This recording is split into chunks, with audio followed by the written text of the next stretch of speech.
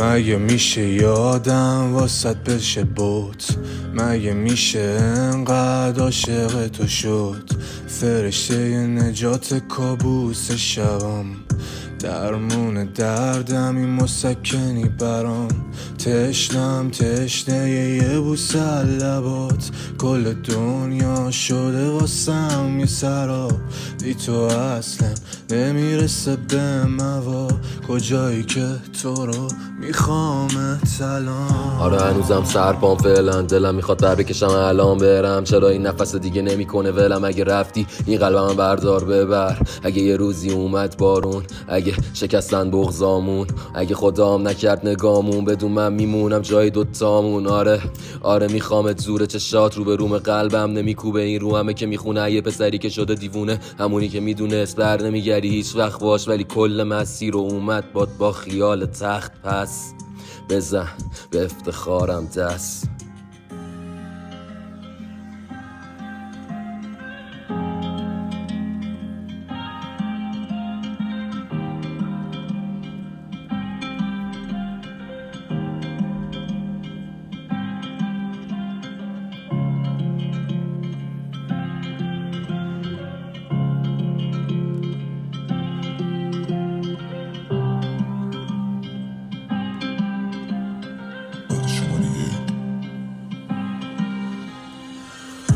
مگه میشه یادم واسط بشه بوت؟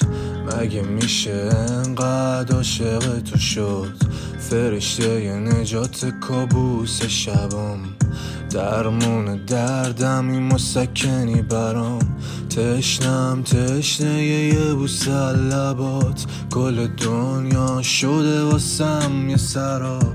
بی تو اصلا نمیرسه به موا، کجایی که تو رو میخوامت الان. حال منو از چشام پرس وگرنه صدام که در نمیاد.